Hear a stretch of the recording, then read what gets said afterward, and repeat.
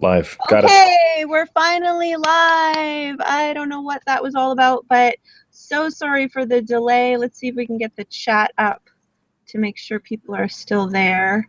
And no, now my computer's freezing. Okay. All right, well, thank you everyone for tuning in. So sorry for the delay. We had technical problems. And, oh, now I'm not sure what's happening. Okay, am I still there? You're still here, looking good. Okay, good. I think I had to close another window because I was hearing something. Okay, so we are here today with Mr. 2020. He is a Neville Goddard expert. He actually, we've been buddies for so long now, I almost forget that you used to have post-traumatic stress disorder. Mr. 2020 cured himself of post-traumatic stress disorder. He was in one of the biggest prison riots in U.S. history. It was held hostage. It was crazy. Maybe I'll let Mr. 2020 tell us, but in that time he's helped himself recover from post-traumatic stress disorder. He's created this amazing business at freeneville.com as well as a bunch of others, and he is helping a lot of other people to focus on prosperity. So 20, tell us a little bit about your journey for those of us who are new to you and Neville Goddard. Cool. Yeah, probably the number one thing, just to dive in is, why would anybody want to do this stuff? Whatever this stuff is, because I've been labeled over the years as the NLP guy, the Neville Goddard guy, the native wisdom guy, and I've done all those things, and they've all contributed to who I am today and what I get to do for a living, which actually is a weird phrase if you think about it. What do you do for a living? I breathe. What do I do for money is a different thing, right? But there's really is something to this whole thing of the attitude that you approach life with. And I'm not a positive thinker. I'll put that straight up front. But it's the attitude that you live from, how you view how you view the universe, what your essential nature is. If you take the time and explore some of this stuff, which everyone tells you not to do, school tells you not to do it, church tells you not to do it. But if you're like me, we all get bumps in the highway. And so if I could just give a quick message to start out with, it would be embrace the bumps and take some time to discover who and what you are and what you're capable of, because we really are here on the adventure of a lifetime. So let's start there. Cool. It's interesting you talk about embracing the bumps. I was thinking about this the other day and how nice it would be to have grown up in like the ideal household with the ideal amount of money and all of that. But then you think about people who haven't had any struggle. I mean, if we didn't have struggle, we wouldn't even be able to stand upright. We require gravity to even be able to do that. Yes. It's something as simple as I've been doing Tai Chi for over 20 years, maybe going on 30 years now. And I'm just beginning to understand it. And one of the things that they say Tai Chi is good for is increasing bone density. And so I'm the guy that asks why and tries to figure out what's going on and stuff. And, you mentioned resistance, and we come to this world to bump into things. We come into this world to experience heaviness and lightening up and learning how to deal with both those forces. And if you let your bones carry your weight, which is what good Tai Chi can teach you to do, your bones get stronger. But on the other hand, if your muscles are carrying your weight, suddenly you have more calcium going into your muscles and into your arteries, which causes hardening of the arteries and stress and all sorts of crazy things. So it's fascinating, even just the attitude of the body. If we're lined up naturally, we're going to be healthier and happier, literally, because our bones are stronger, our muscles are more relaxed, there's less calcium in the bloodstream. And all this stuff is the same thing. If you view yourself as small, tiny, insignificant, born defective, like many people teach, you're going to have a rough life. On the other hand, if you get, you are one with the source of the universe. What you are is consciousness. You've got a body, and that's why this is why it's fun, because you can misidentify with the body. That's where it's fun, because starting out with all this wealth, you never get to discover that you create wealth. But starting out like you and I did, with average circumstances, we get to discover, I am the source of my happiness. I am the source of wealth in my life. And that changes everything, because, if you hit a speed bump or somebody steals your money, you make more. You imagine, how am I going to make more money? How am I going to impact the world? So, it's a lot funner than thinking it's the stuff is the source. We're the source of the stuff. The stuff isn't the source of us. It's funny. It's interesting you mentioned having a pretty average upbringing, but I think both of us kind of had a little bit different than average. It would be easy. I mean, everyone has challenges. I think it would be easy for people like you and I to say, well, I've had it so hard. But that's really our attitude and our perspective. Oh, yeah. My parents got divorced when I was little. There were food stamps in the household. Cold winters in Pennsylvania were. I don't do winter. And cold winters in Pennsylvania where it's like, well, we got to keep the heat down because we can't afford more. That's the kind of stuff when you grow up with. You've got a choice. You can either decide I was a victim of all that, or you can decide, you know what? Yeah, that's part of what's gonna help me get to where I need to go. And anything that we encounter can be an end or a beginning. And if we choose to make it be a beginning, I get to go, okay, what is my ideal life? Most people never define what they ideally want.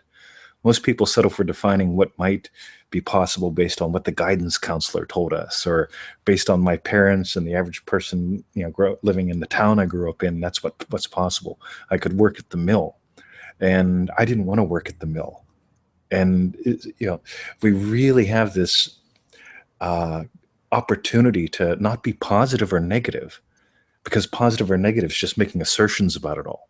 But deciding, you know what, I'm going to discover what's possible for Mr. 2020.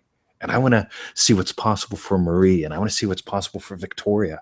And exploring what's possible is so much more fun than going, well, the glass is half full. Well, what's it half full of? What can we mix it with to make it even more fun? Do we add milk or vodka? We don't know. It all depends what's already in there.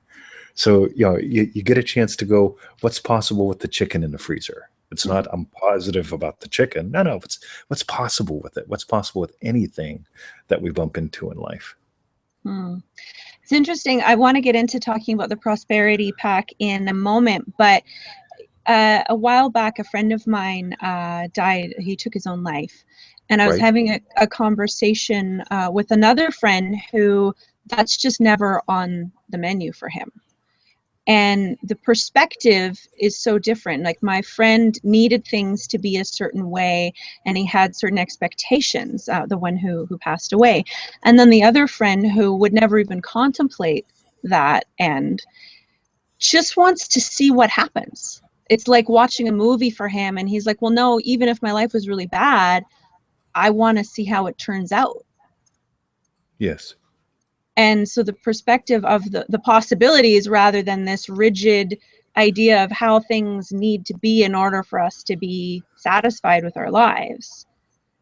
I wonder why some people have, like, what creates that kind of attitude in a person? I really get that, he who has the most options wins. And it's not even the most real options; it's the most perceived options. And so when I was much younger, so back in 1989, I got in that prison riot thing, and it was really cool. I was on the job for 4 months. I was a rookie corrections officer, newly married, and getting by. Nobody wants to. By the way, I'd never planned on being a prison officer, or I sold out. Right? I had my hopes, my dreams. I wanted to run a karate school and teach people, all sorts of cool things. And when 18 or so hit, I sold out. I got scared to death, thinking I'll never be able to make a decent living at this. I've always wanted to be a cop. I'll do that. I couldn't get a full-time job as a cop. I was working for 3 departments part-time. And in order to save my sanity, I went to the Department of Corrections. And long story short, I got beat to death October 26, 1989. Had the afterlife experience, came back with post-traumatic stress disorder. I was a jumbled mess because I'd had this blissful experience of knowing that we don't die. And at the same time, coming back to earth, and it really blowed. Right? The prison stunk. I was tied up. My elbows were swollen up bigger than my knees. It hurt, right? It really sucked.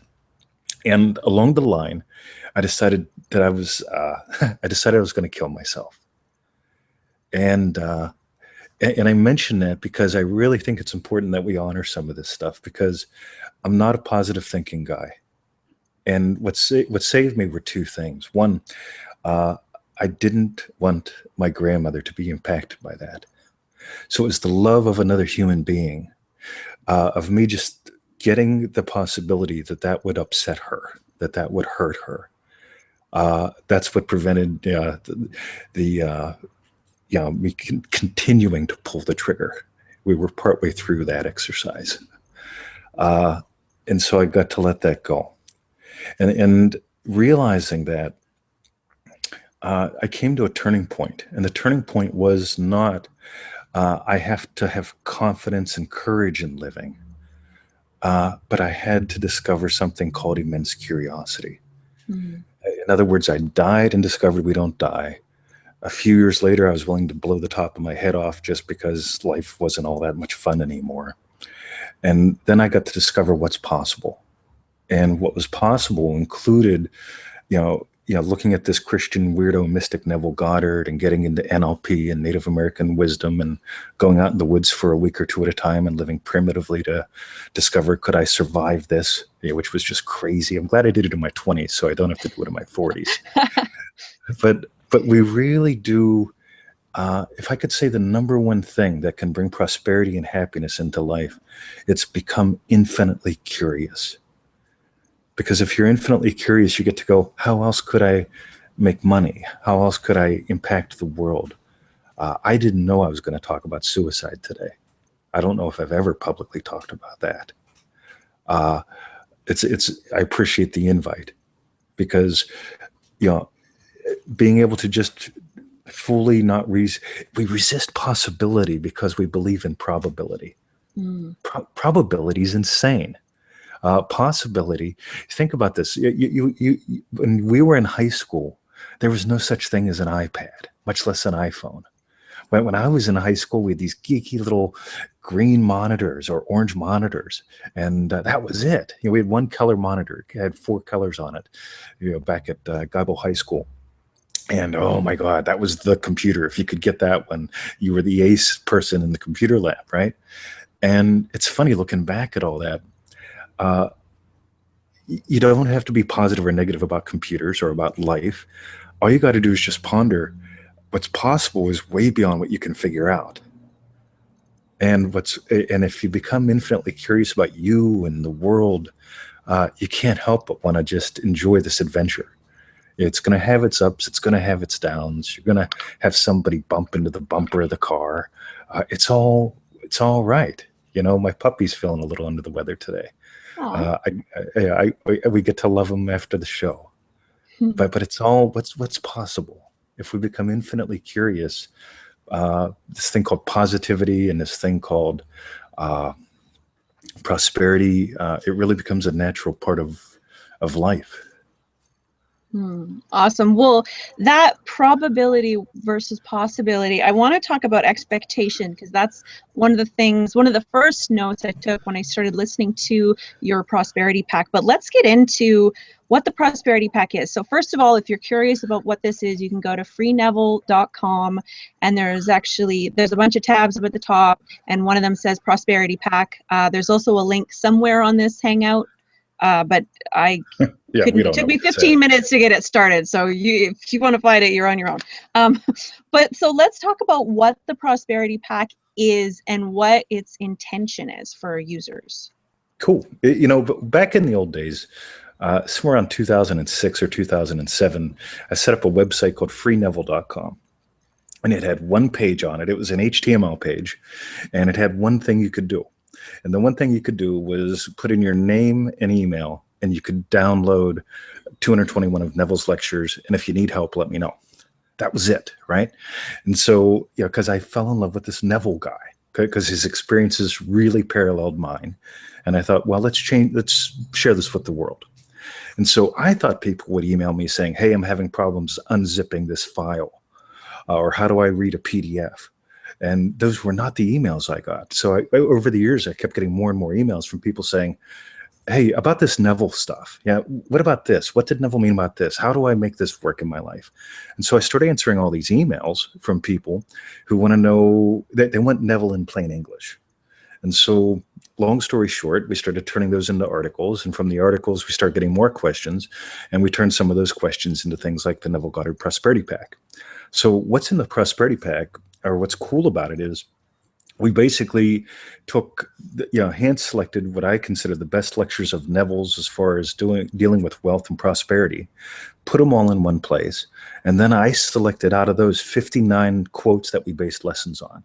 And we just had a blast exploring those and putting them in written format and making little recordings. So the Prosperity Pack is essentially, and again, I don't know why I didn't make it 60, but we've got 59 lessons in there that if you just do one a day, yeah, that's 2 months worth of time where you're just reformatting your hard drive a little bit so that you're thinking and feeling more from a prosperous mindset. So it's not about walking around going, I'm prosperous.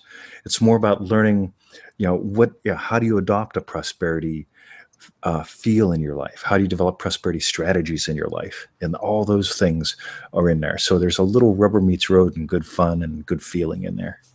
Cool.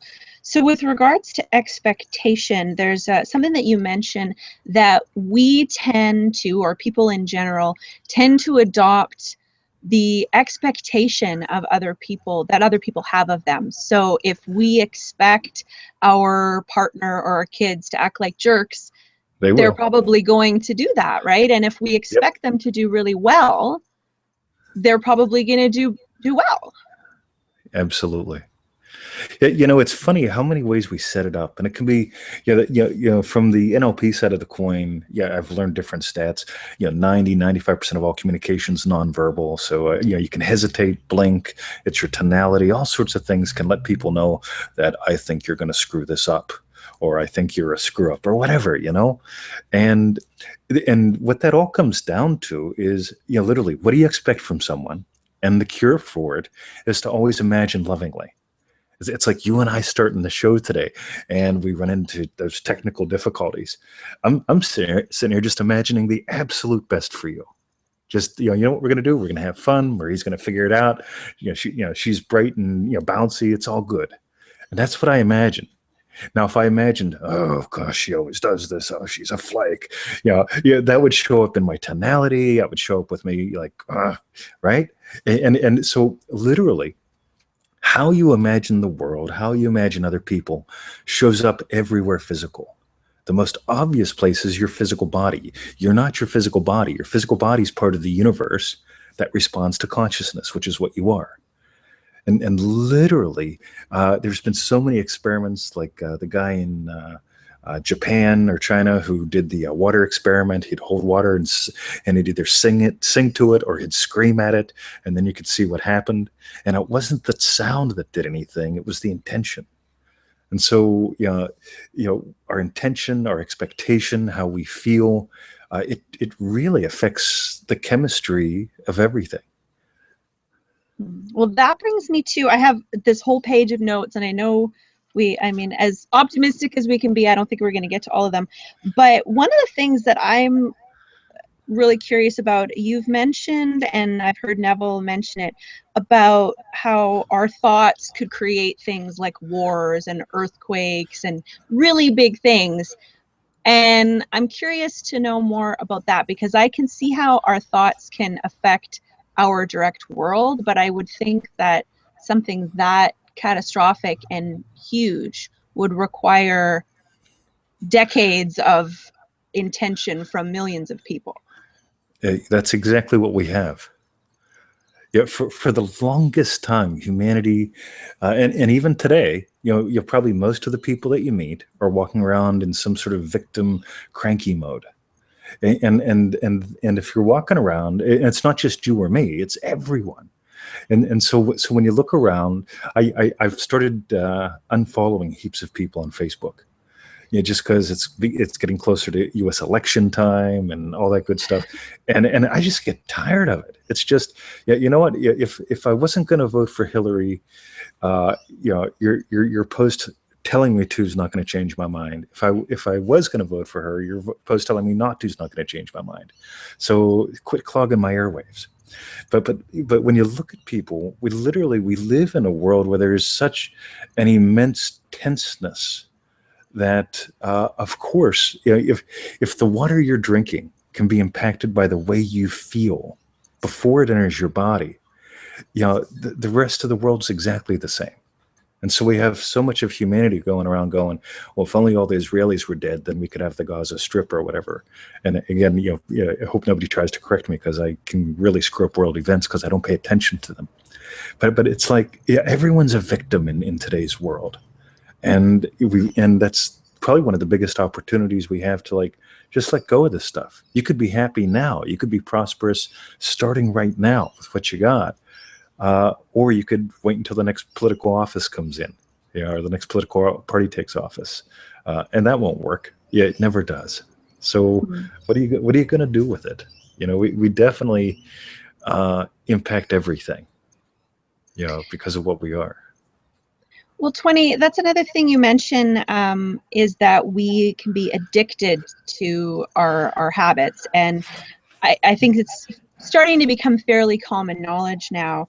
But how do we change that? Because it's one thing. I mean, you mentioned the stones, the water, and the wine.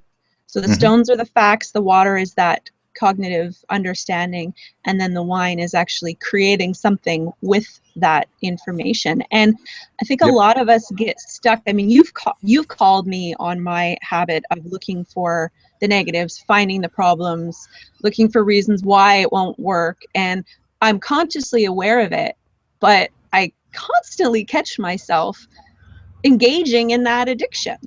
You betcha. We really are. Candace Pert did the research with noticing that we really do become addicted to the chemical soup that we create. And so if we go through enough experiences of feeling, we'll just call it fear. If we go through enough experiences of feeling fear, we get addicted to that brain chemical soup. And so we'll find something to be afraid of. The mailman just came. What could that possibly mean? There's somebody at the door. On the other hand, and by the way, it seems as if we get the opportunity to go through withdrawal from these things. It's just like heroin withdrawal, just like tobacco withdrawal. We get to decide, what, I'm going to go cold turkey on this and have fun. You're going to have night sweats probably, or you're going to experience some sort of withdrawal from those chemical things. So it's not just, I love the way scientists really segment everything, because it's not just a mental habit of feeling good or feeling bad, feeling fear, feeling angry. I've got friends that are angry about everything. It's great.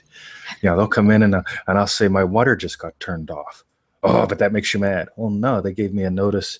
They said it was going to be off for 2 hours because they're doing work on the pipes.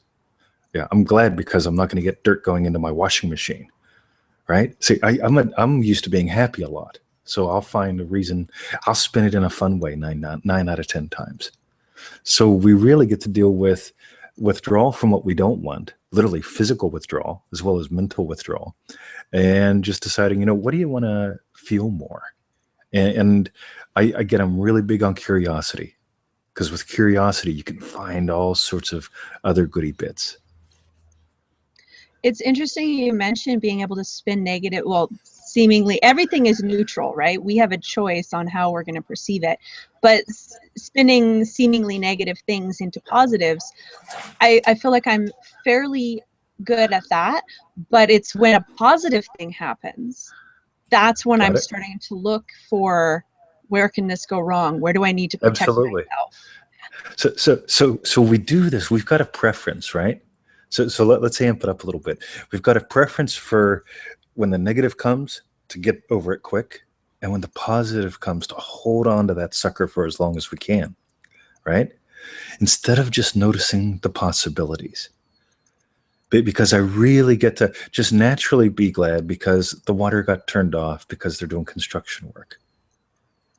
Yay, cool. Yeah, out of the world of possibilities. I'm the guy, by the way, I used to make coffee for the people working outside the house because they'd be showing up and they'd working all day outside of my house. So I'd ask them, I said, you guys want some coffee? Want some tea? I'll make it for you, right? Because, take care of them. Nobody does, right? And it's just the nicest little thing because it's possible for them to say yes. It's also possible they'll say no. But what kind of friendship can you make? You and I became friends through quote unquote, odd circumstances. I was on your show once. We continued to talk, and here we are. Right? That's cool, good fun to me because it wasn't that I was positive that I would do good on your show. I was just curious. What are we going to talk about? She sounds like fun.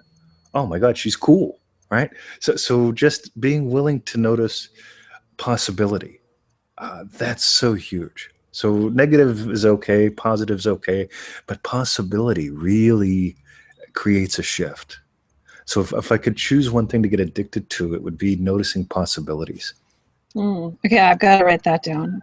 Well, I don't know if everyone has to write it down, but noticing possibilities. Cool. So so this is all about, today it's all about prosperity versus poverty mindset. And so I want to focus more on the prosperity pact because that's sort of what inspired me. I got an email from you and it was something to do with creating more prosperity. And that made me want to do the prosperity pact. And I kind of approached you about that. And it's been a lot of fun. First of all, I've been listening to it again and again because every time I listen, I come up with new questions, new insights. So that's always valuable. But one of the things that I noticed, and you've mentioned this before, when you were teaching martial arts years ago, you actually didn't really want to be paid. Right. Yep. Absolutely. It was weird because I started teaching karate as I was a teenager at the Scottsdale YMCA, and they offered me like $7 an hour. And immediately I recoiled from that, and I just said, well, just pay me minimum wage, give me a membership or something. I'm not interested in doing this for money, right? And so by the way, I hear that a lot. Oh, I talk to people about finding their profitable passion, and they say, well, I really don't want to do anything for money, right? Or I don't want to do what I'm passionate about for money because it'll take away from it, and it will, right? If you do it for money. But I'm willing to get paid to talk to people. I don't talk to them to get paid.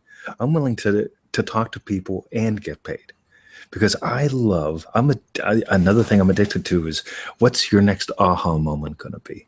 What's the next shift or insight that you're going to have or new question that pops up that changes your life? And if you and I can explore some FaceTime together with that, that makes my day. So I've structured my life so that I can do what I love and make money while doing what I love. And I think that's a huge thing because as soon as you go, well, I'm going to go to this crap job for 8 hours a day because every Friday they give me money, that's called extrinsic motivation. I will do this because of that versus I'll do this because I love it. See, my biggest problem since I've gotten over that whole thing of getting paid to do something that I love was developing systems, because I've had to develop systems to get me off the phone in 45 minutes so that I can get to my next appointment, hit the loo, play with the puppy, all that good stuff. So we want to stay away from this thing called extrinsic motivation, which is I will do this and someday I'll get compensated for it. It's like being good today so you can go to heaven after you die. Why don't you just be good today because it feels good? It's such a huge difference than I will be nice to Marie because I want to go to heaven versus I'm just going to be nice to Marie. Why? Because it's nice. Nice is good. Such a huge difference. But that tiny little bit, again, that's a state that we get to live from. We don't have to live in a state where we're going, I will put myself through hell so that I can get a little slice of heaven at the end of the week and then pay the bills and go through hell again for another 40 weeks or 40 40 weeks, 40 years, 40 hours a week. You can literally start to structure your life on, what do you really love? How can you do that, solve people's pain, and make a living while you're doing it? Cool.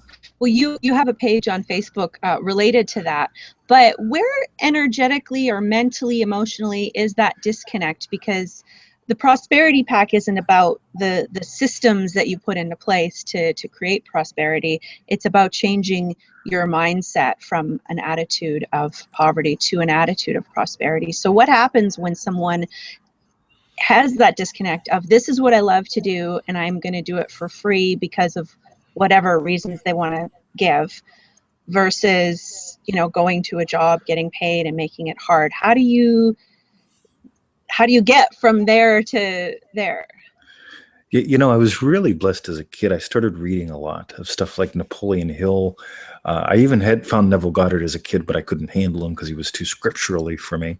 But I started reading a lot of stories, and it wasn't just how-to books. I love how-to books, but I really love story books because most of us do not get exposed to people who live from their profitable passion. I love to write. I love answering emails. I love conversations. I love doing talks like this. I love it. And I get to do this and make money. And I get to trade Forex and make money. And I get to, it's a cool way to live. But unless you really honestly know it can be done, you're probably not going to do it. Because again, most people are doing I'll put up with the crap to get the reward. None of it's meant to be crap. Even dieting, people say, well, what kind of diet are you on? I notice you're losing weight. I say, oh, I'm on the best diet ever. I figured out what works for my body and I eat it. And it's cool. So we're so programmed to suffer now, reward later, that we actually think we're going to work for 40 years, retire, and then have the time of our lives. And most of us work 40 years, retire, realize that we've got to live on cat food, and then die 12 months later because we've got no purpose. It's really this whole thing of going from poverty to prosperity. It's not just about shifting the mindset. It's about waking up. Because the more you wake up, the more you realize, I am surrounded with infinite possibilities. I'm not making an affirmation about that. I'm not even being positive. But I just look around all day long and I go, that's a pain that could be solved pretty easily. Someone who's good with whatever, woodwork, metalwork, typing, could solve a pain here and make a real decent living. We're surrounded with these possibilities. But we've got to wake up a little bit and go, you know what? I could really take something I love doing, which is typing and talking, and I could apply it in a way that just lights my fire. So we really got to expose ourselves to people that have done it, people who are doing it. Get a mentor, form a mastermind. Just talk to people who are doing it, because there's what can be taught, and there's what needs to be caught. What can be taught, I can put in a book. What needs to be caught, is only going to happen if we do something like this, or have a cup of coffee, or do a coaching session, or something like that. And that's where the fun begins. So, 20, it almost sounds like you're saying just being around people who are doing it shows you that it's actually possible, and shows you that people like you, because it's easy for us to look at someone like Richard Branson and be like, oh, well, sure, he did it, but look at, he's so much different than I am. Oh yeah, he's got nice teeth and I don't, so I'll never be able to do what he did. Or he's got blonde hair and I've got gray hair. I'm screwed.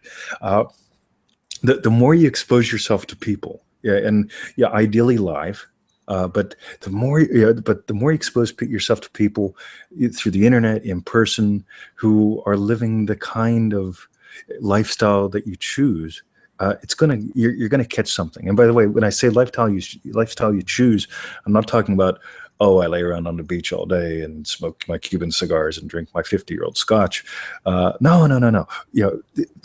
Find people who are passionate about their life, people who are doing something that, it is a profitable passion, because you can only smoke so many cigars and drink so much scotch. And then you go, there's no point in this. We really are here to serve. We really are here to help each other dial it up a level or two. So find a way that you can serve. Find a group that you can fall in love with and help eliminate their pain. I love that because I lived there with pain. I grew up with a poverty, relatively I was unconscious, falling into poverty, struggling for a living. I got post-traumatic stress disorder because I chose to get a job versus pursuing my dreams. And I'm passionate about helping people get out of their traumas. I'm passionate about people get out of their programming because we can. And it's lovely to me to watch anyone do a shift. Cool. All right. Well, in the Prosperity Pack, you talk about, one of the first things you ask is, why aren't you doing your sessions? So maybe for people who are new, we could talk about what a session is and maybe get a little bit deeper into that. Cool.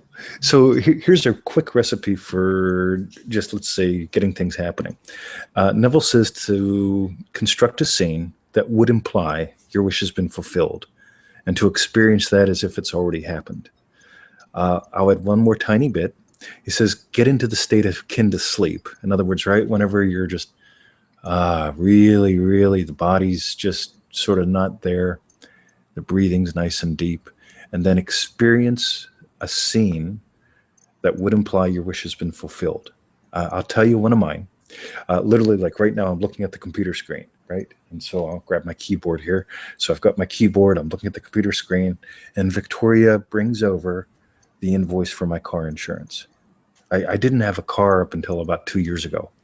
I didn't need one. I don't leave the house. I talk on the computer. I go shopping once or twice a week. So I never bought a car once I got to Australia. And one day I decided I want a car. So I imagined having a car, and the scene that would imply that I had a car that I enjoyed was the car insurance scene. So I basically imagined looking at the computer screen, just like I am right now, seeing the computer screen, Victoria handing me the thing, and me going, oh, cool, click. And that was my scene implying that I had the car. You'll notice that I'm not focused on the car. I'm not driving the car. I'm just taking care of a practical everyday problem that happens when you have a car, and I'm enjoying taking care of it. So a little scene like that solves a couple things. It implies I'm making good money, that I'm happy with my car, that I have a car, and Victoria enjoys me having a car as well because she just brings over, hey, babe, here's your insurance thing. Cool. So something like that. And notice how cute and fun it is. It's not massive. It only takes about 15, 20 seconds once I'm in that state akin to sleep to experience that. Yeah, click. There we go. Paid the insurance. So it only takes a few seconds to do that. But if I do that sufficiently enough, suddenly I feel different about everything. And again, you can do this with relationships, with money in general. You can do it with a business.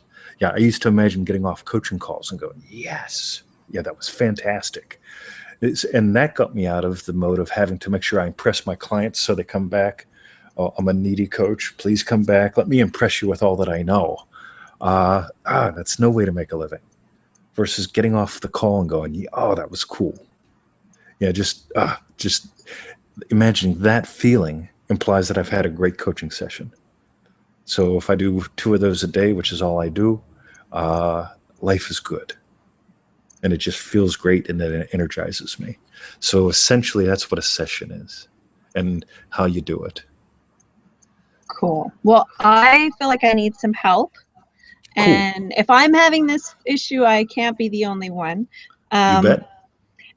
So with making a scene, you've known me for a while. I'm a bit of a perfectionist, and I get really hung up on, like, I just don't know what to make a scene about, because as soon as I think, okay, well, I could have this scene, then all being the addicted to looking for problems, then all of a sudden my mind goes to all these problems instead of just enjoying the scene. So, yep. And I come up with all these different things. Like if I'm looking for, I think about my partner, and it's like, well, my life partner, should I think about the guy I'm dating now? Well, what if we're not going to be together? What if he's not the right guy? So then I start thinking, well, should he have no face or what? And then I just get all anxious, and then I can't do it. Yeah, let's go out into the future a bit. Okay. Let's assume you're 65 years old. Okay. And you're holding his hand. after you've been married for a long time? How's that feel? I start thinking, well, where are we? And then I think, oh, we're out on the porch. And then I'm like, well, I don't know if I want that kind of house. Or, so it just goes, I Yeah, get got it. worried. Yeah, your eyes bounced around. You accessed a bunch of visual and some auditory. What's his hand feel like? Wrinkly. Yeah. Yeah. How do you feel when you're holding his hand? You notice you're responding to this. You just blushed. Your body went, ah. Yeah. You've effectively just imagined holding your fella's hand after you've been married for a long time. We just did what you need to do. So you found a feeling. When you find the guy, you'll notice that he sparks that feeling. Okay. Notice how quiet everything got inside you? The whole phrase, be still and know, is a goodie. Be still and know I am God. Be still and know what love feels like. Be still and know wealth. I get that a single guy has a lot more conversations in his head about getting laid than a married guy. I'm just going to be blunt. Why not? Right? And it's the same with someone who knows they can create wealth. Someone who knows they can create wealth goes, all right, I'll make some more. That's it. Versus, oh, fudge. Yeah, should I buy the Skippy or the Jif? Oh, God, I'm going to lose my mind. It's 19 cents. Here, I'll give you 25 cents. Buy the one you like, right? We experience silence when we're in a really good state. When you know you can create wealth, when you know that you have access to everything that you need, when you know you're not your body, there's a lot of silence here. When you do a session right, look at you. The part of you's been holding hands the whole time I've been talking. It's lovely on you. And when you live from that feeling, anytime you meet a potential Mr. Right or Mr. Wrong or whatever, if you live from that feeling, you know that you don't have to chase that feeling. That feeling is now a part of you. Knowing the feeling is a part of you, you allows the right peg to show up to fill the hole. So that happens, and it's a perfect fit. So we don't have to chase anything. We get to participate in everything, but we don't have to chase anything just by doing what we just did. I think I'm addicted to that, though, like we were talking about earlier, because it doesn't matter how nice the feeling is. I'll experience that niceness, and it's great. Yes. And then my mind will be like, well, what if this happens? What if that happens? How am I gonna? Yeah. So you stop and go hold hands.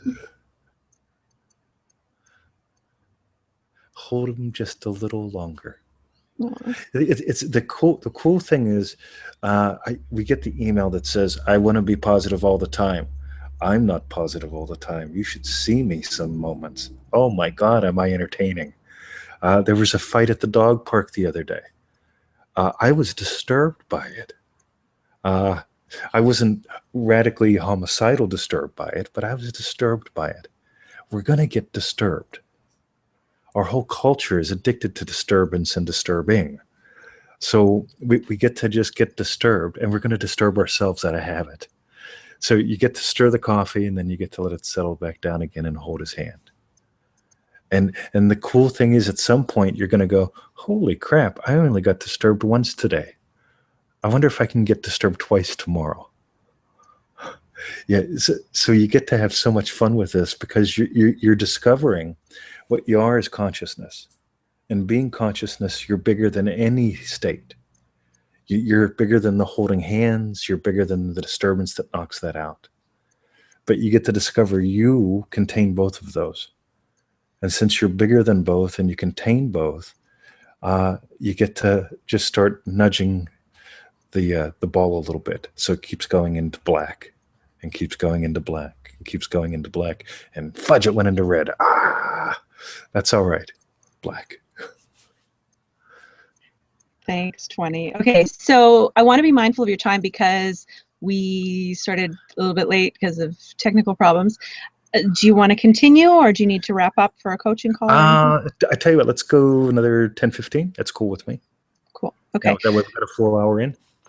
Awesome. Thank you. Well, I'm going to check in and see what you want to focus on for the last few minutes, but that conversation we just had kind of brings up another question of, does it actually matter? Because that whole I have this wanting to get it right thing. Yep. But as I'm listening to the Prosperity Pact, and there was another one about love, I'm noticing how all of this stuff is really interconnected. I mean, my fears about money are connected to my fears about love and relationships and abandonment and blah, blah, blah. So if you're just getting started with this, or I've been working on it for a while, but I keep feeling this perfectionistic stuckness, does it really matter what I start to work on first?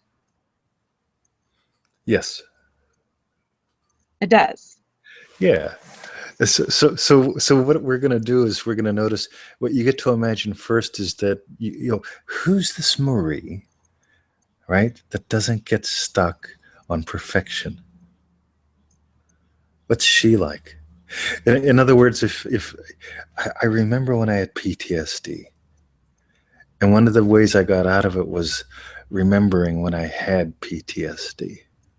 I remembered when I was nuts. It could have been 5 minutes ago, but I remembered it as if it was 5 years ago. Who do I get to be?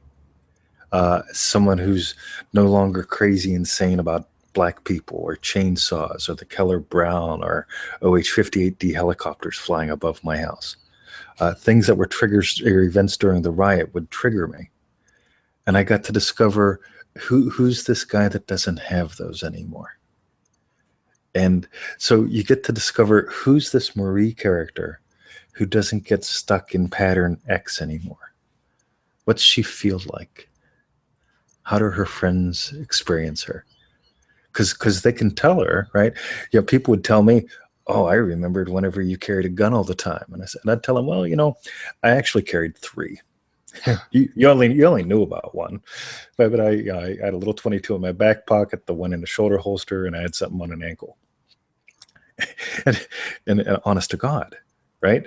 So, and I live in a country now where I can't even own a gun, and I don't care, right? No issues at all there. But if you would have told me all those years ago that I would live in a place where I couldn't even own a firearm, I'd say, right, I'd smuggle 1 in, right? I'd smuggle 3 in, because that was the plan, right? So you get to look back at who you were as that stuck person. And when I say stuck, I don't mean negative at all. Because even no matter what we do, there's always a bigger ideal we can explore and be. The coach that I was 2 years ago was so primitive compared to the coach I am today, compared to the coach I'll be tomorrow. But I get to just remember the limitations that I had. Yeah. So what am I like without those? What am I like being okay with the helicopter flying over the house? It's nice. I didn't even notice it. The dog notices it first. Before, I would have noticed it before the dog. So you get to go meta to whatever your thing is. So you don't have to imagine love first and then money or the best-selling book or whatever. You get to imagine Marie who just intuitively does, yeah, that's my next project or that's my next scene. And I'm okay with that. So you get to find that you. I get that sense you have more faith in that person than I do, because I'm just like, I don't even know what that looks like. I can't even imagine. So you don't got to know what she looks like, but how does her friends look at her? Because my friends would go, I remember when you used to carry a gun. Oh yeah? I don't even own a gun now. You know, it's funny to me. But my friends can remember the old me.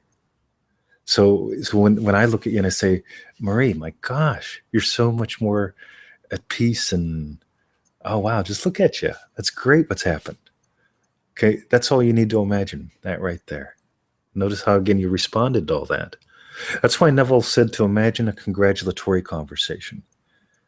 How do your friends look at the new you? How do they congratulate you on your success, on your achievements, on your accomplishments? That kind of thing. You see, you're just that little bit, you're going in there and you're imagining that and experiencing the feelings. And it's so obvious on the video, it's gorgeous. And so that's doing a session. And we can do this all day long. And I'm going to be blessed for it, and you're going to be blessed for it, and anyone watching is going to be, because this is really how it works. And ideally, what you get to do is get to do it yourself. Oh yeah, hey, what would 20 say to me if oh, that feels good. There's a session right there. Take some time to really relax before. I always suggest to people, take 5 or 10 minutes and really get into that.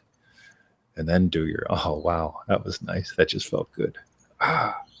Yeah, I just imagine you telling me something cool. Wow. So you guys are coming to Australia on your honeymoon? How cool. You have to stop by. We got a dinky little trailer out there you can sleep in. I don't know if you'd want to, but it's a dinky trailer, you know? You can take some photos and it goes in the photo album. There's a session right there. Cool. Well, that was super helpful for me. I'm sure it'll be helpful for someone else watching or listening as well. So we just have a few minutes left in this session. Anyone who's interested in this subject who hasn't already gone to freeneville.com, go check it out, and be doing more, a couple more of these sessions about the prosperity pact and prosperity versus poverty thinking coming up. So feel free to email 20 or myself if you have any questions that you want us to address in the next one. But 20, what do you want to make sure that we focus on for the last few minutes of the show? Cool. 2 things. One, how it works and why it works. Why it works is because what you are is consciousness. Being consciousness, you're one with God. I don't believe this. I notice that I'm consciousness, right? That's it. So if you look at all these old spiritual traditions and you look at what the mystics all say, they all say we're one with God. You look at the words of Jesus, same thing, right? So, like literally, I and my Father in one, you are the sons and daughters of God, yada, yada, yada. Yeah, that's cool in my book has said the same thing. Okay, my experience is I'm consciousness. As consciousness, I can experience something in my imagination or in my physical world. Okay, the imaginal world leads the physical world. In other words, there wasn't an iPod before somebody said, you know what would be cool? Right? Somebody imagined the iPod before the darn thing showed up. Okay, when the guy looks at the girl and wants to ask her to dance, he's imagining asking her to dance, or he's imagining dancing with her before he walks across the floor. So imagining always precedes the physical. So as consciousness, right? Consciousness is the only reality. Yeah. Anything not experienced in consciousness, if you ever experience anything outside of consciousness, let me know, right? That'd be good fun. But so the imaginal realm leads the physical realm. So start allowing yourself to imagine lovingly for everyone all the time. Because when you get in the habit of doing that, it blesses you. I was with a friend of mine one day, and we're going down the road, and I see a homeless guy, and I imagine lovingly for him. And she looks at me and she says, Reagan. And I'm like, what? And she goes, yeah, Ronald Reagan. He closed all the mental institutions, and these veterans all ended up on the streets. And meanwhile, she's lost contact with the veteran on the street. I'm imagining something lovingly for him and dropping him $1. She's cursing Reagan, who's dead. Fascinating to me. We all have the opportunity to imagine lovingly or to go into a spin. And our culture teaches us to go into spins all the time. And the invitation is to go, there's Marie. Let me imagine something loving about her. Hey, there's Victoria. I'm going to imagine something loving about her. I'm going to imagine her project going great. There's my puppy. Oh, cool. I'm going to imagine something loving about him. We take the puppy for a walk, and sometimes we cross paths with people who are afraid of dogs. And Emmett just looks at me like, what's wrong with that one, Dad? They're imagining that Emmett's going to chew their arm off or something, and he just wants to say hi. What we imagine impacts everything. It can be something as simple as the puppy. It can be something profound like our blood chemistry. It can be, am I good at imagining a 5% raise per year or per month? If you give yourself a 5% raise every month, you double your income every year. They never taught us that in school, did they? They taught us math that sucks. The right math will make you a millionaire. And you can change the world by teaching people the right math. And notice I'm not concerned with changing the world with my money. I'm concerned with changing the world with my mindset. My money will pay the bills and all that stuff, and I can give some to the homeless guy. Or I can get stuck in, it's Reagan's fault. Who cares? So that'll be where I wrap it up there, if that's cool. That's And really cool. And you know, I got to tell you, I love that you're bulletproof. You know, beginning of the show, we got our technical problems, and you're still going, all right, let's do it. Let me figure it out here. Oh, cool, got it. And we're live and home. Hey, we're live now. Keep being bulletproof, and just love that feeling and let it grow, because it's a goodie for you and it gives to everyone. So good on you. Cool. Oh, well, I was starting to get a little bit stressed out, so I was so glad that you were chill, because it helped me to be like, okay, 20's cool, whatever, like we'll figure it out. Because if you were stressing, I would have probably started stressing. And yeah. Cool. All right. Well, love you so much. Say hi to Victoria for me. Is she there? She's over at another workstation. So I'll give her a holler as soon as I'm done. So. All right. Well, we'll connect and schedule another one really soon. So thank you so much. And freeneville.com. Check out the Prosperity Pack. Thanks, Marie. Have a wonderful day. You too. See ya. Bye. And now my mouse is gone. Oh. Okay. Bye. And